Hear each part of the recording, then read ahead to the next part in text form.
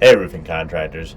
Do you ever have a sales rep come on and perform really well and then just fall off out of nowhere? Or maybe you haven't even found your first successful sales rep?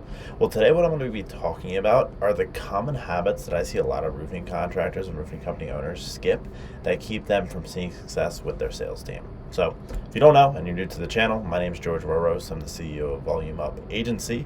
I have nothing to sell you today.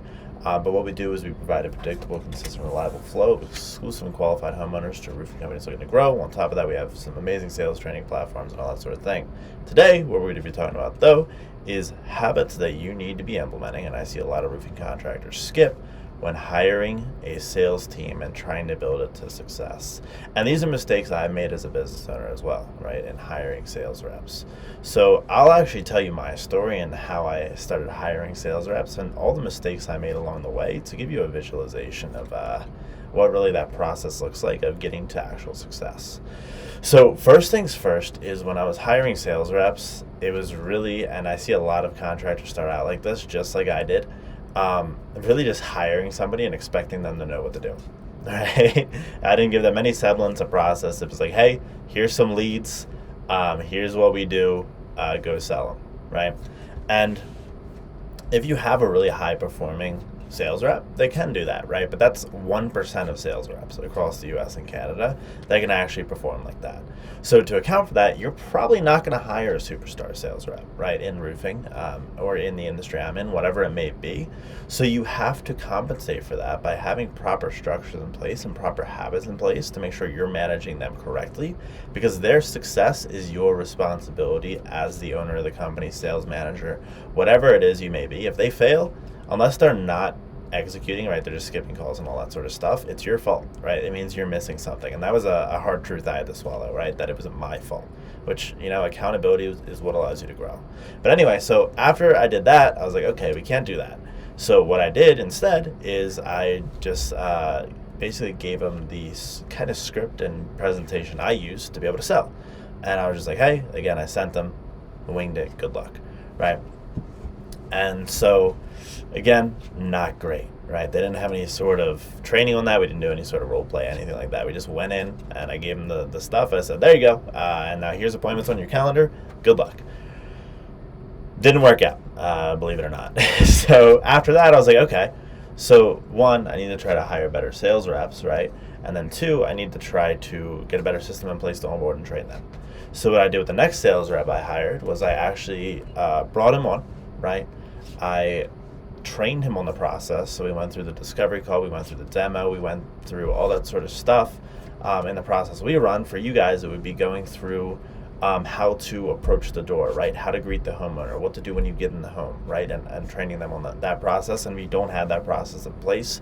We have some great resources for that. Let me know. It's really important to have that when you're hiring. But again, so I hired, trained him on the process, and his first call he closed. It was great. He did a great job.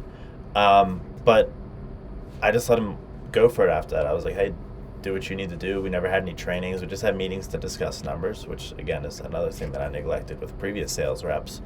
But eventually after about 3 months, he just fell off, right? Stopped performing, that sort of stuff.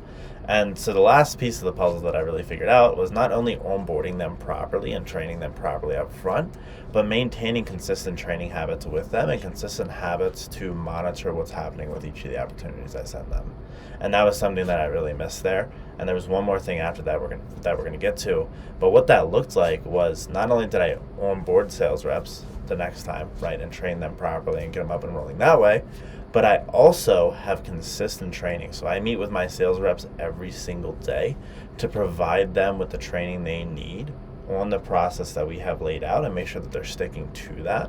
And then also answer any questions they have with hiccups they hit, because sales isn't some prescription of this is right, this is wrong. It's really something you have to learn, and you have to give these sales reps an environment where they can learn, right? But they also have a stable base to build off of, right? If you just give them, say, hey, here's a lead and go wing it, you're not going to see much success there, right?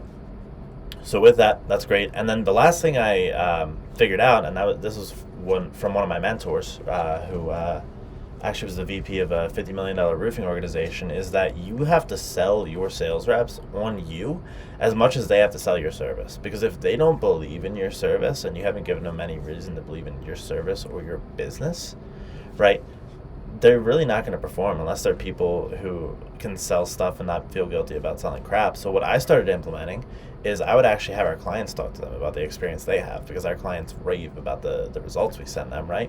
I gave them that.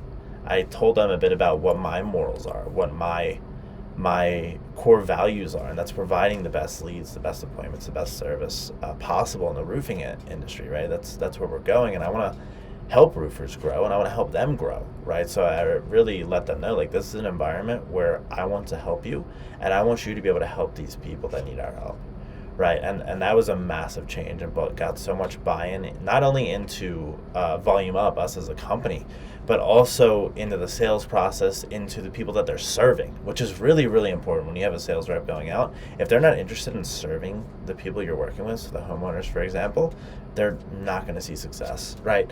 So really what I did there is I started implementing the habits, and I'm going to cover that now that I've covered my story and my trials and tribulations and failures that I hit, and how to properly run habits for your sales team, right? So first things first is, when you're looking for new sales reps, it's important that you find people, right, who you believe in, and having a set process for interviewing them. So one of the biggest things I do up front when I hop on a call with a sales rep is I say, hey, I see you saw in our post that we're looking for superstars and superstars only, right? What makes you a superstar, and why should we interview you? That's the first question I ask them, which is really abrasive off the front. But if you have sales reps, you have to have people who know how to handle somebody coming at them abrasively. So that was something that I implemented in the sales hiring process. And if you guys want to hear more about the sales hiring process, because it doesn't really change from industry to industry, let me know. I'll make another video on that. But with that, getting them hired and then getting them onboarded, right? Having a good onboarding process for your sales reps is crucial. So I have an entire presentation on who we are at Volume Up, what we do, what we stand for, and then what the position looks like for them and their potential for growth, because that's going to be important to someone coming on for a position. They're not just doing it out of the goodness of their heart, right? They're coming on, hopefully, to grow and build a life for themselves with your company. So that onboarding process is really important. And then having consistent training with them, right? Continually training them on the sales process that you and your team use to be able to continue to acquire new clients, right? And then also reviewing each and every opportunity that you send your reps to make sure that they're handling them properly, right? A lot of times what I'll see happen is roofing contractors will have some appointments out, quotes out, whatever it is, but they never ask their reps about what happened with those appointments, with those quotes, right? Why did they no-show? Why did they cancel? Why did they not move forward when you gave them a quote, right? Why did they move forward closed lost? Because those opportunities are the hottest opportunities you're going to have. These are people who have booked appointments with you, quoted with you, all that sort of stuff. So you should be looking at them very carefully, especially when you're first onboarding a sales rep, and then intermittently as they're trained and onboarded, to see what's going on with each of the opportunities and why they're getting stuck where they are, and then how you can help and train them to further their skills and increase their close rate and increase, again, your top line and your bottom line, hopefully. So with that, hope that helps. No, that was a lot of me talking, but if you guys have any questions, feel free to let me know. Again, I hope you leave today 1% better than you did yesterday. Again, any questions, feel free to comment down below.